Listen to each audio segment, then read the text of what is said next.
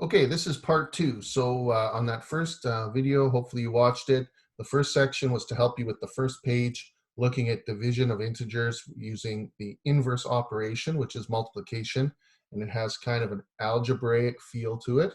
The second part is just straight up, what are the rules for division of integers, and what does division look like possibly with a model? So our rules for dividing integers are exactly the same as the rules for multiplying integers.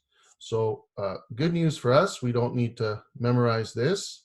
So the multiplying and division rules are the same. So at this point, you should know that a positive divided by a positive is just like working with regular natural numbers, or the whole numbers. That's going to give us a positive quotient. And the answer to a division question is called a quotient. And a negative divided by another negative will also give us a positive quotient. Okay? So the answer is called a quotient. And when the signs are the same,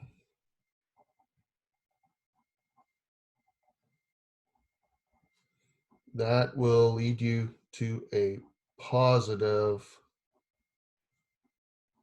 quotient.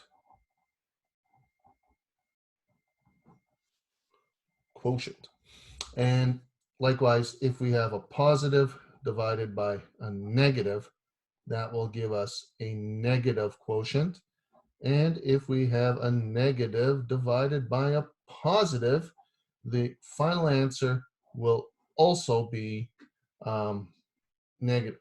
So unlike signs at the start give you negative answers. So we're going to do just a couple of straight examples here that we can just use. These ones come straight off the worksheet. So don't forget, today's assignment has 2 pages to it. Make sure you scroll down.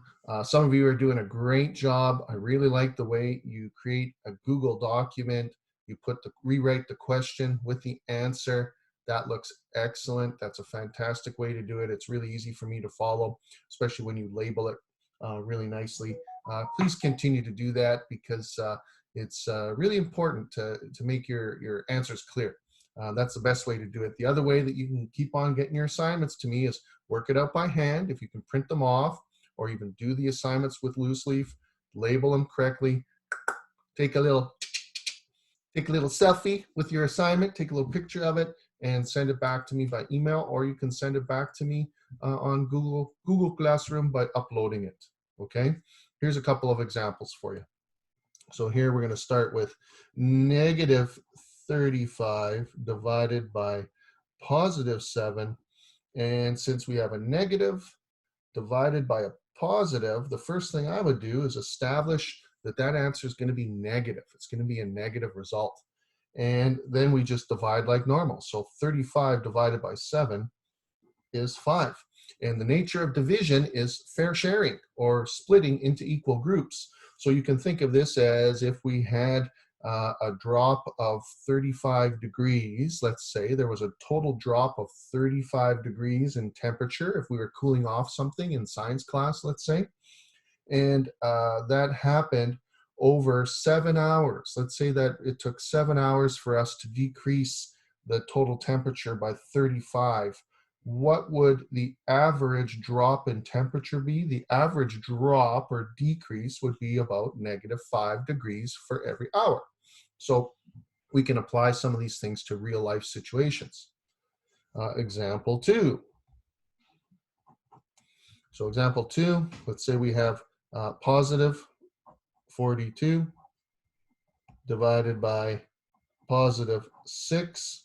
Do not let the sign rules throw you off. If the signs are the same, you know that the answer will be positive, and that is just like regular division, okay? And one final example for this half of today's lesson. Let's say we started off with positive 42 divided by negative 7. Again, the first thing we want to do is establish the answer of the quotient. So this one here, positive 42 divided by negative 7. It's a positive divided by a negative. The signs are not the same, so the answer is going to be negative. And then we would just use our multiplication tables maybe, or just our division facts that we have memorized. 42 divided by 7 is 6, so it would be negative 6. So let's stop for a second. Let's just do a quick thinking bubble here. How can you handle division? Because I know sometimes we don't always love division the same way, and sometimes we get upset when we have to do division. It makes us wonder, oh my goodness, we didn't practice division. I stink at division. But you know what? Division is just repeated subtraction. Division is linked to math facts. So again, think back to part 1. If you're struggling with, okay, what is 42 divided by 7? You can always think 7 times what number is equal to 42. And you can think back to your multiplication tables. If you're really stuck, you could also resort back to skip counting. I'm not going to be able to squeeze this on here.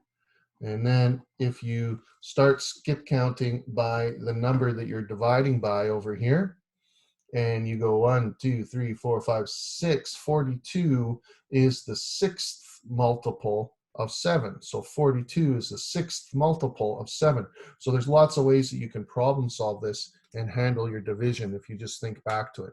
If worse comes to worse, you can draw an array and start working that out with chips of some kind, or graph paper is a really good way to do that as well.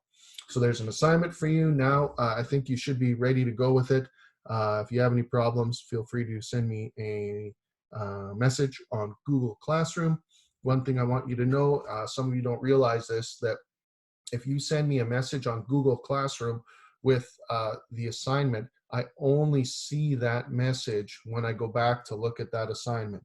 So if you're a week or 2 or 3 weeks behind, I'm probably not going to get your message until I go back and mark late assignments. If you want me to get a message today, the best way to do that is to email me. And I think you all know what my email is, so I won't repeat that again. Anyways, thanks a lot. I hope you guys have a great day today, and you've done a really good job. Keep up the hard work, all right?